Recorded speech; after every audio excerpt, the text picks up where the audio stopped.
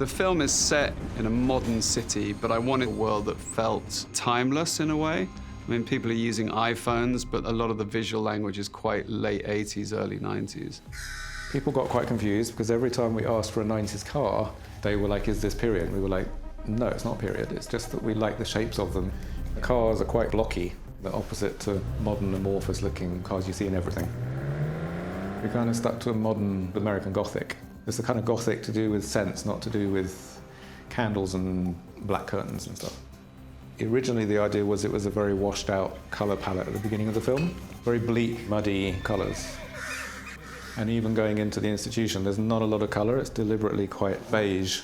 And at that point, Kurt, Bart and Rupert decided it'd be fun to put them in pink costumes, which is really cool, and it looked amazing. It worked really well, but it kind of got rid of the idea of not being much colour at the beginning of the film.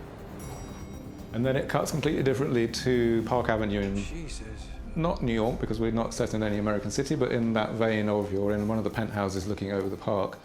I think the idea was almost if you're wealthy, you can afford to have colour. It's an expression against the lack of colour in his life, and you can afford to be exuberant and hire an interior designer. We like this kind of tone on tone, everything is basically a colour. Like Sophia's apartment.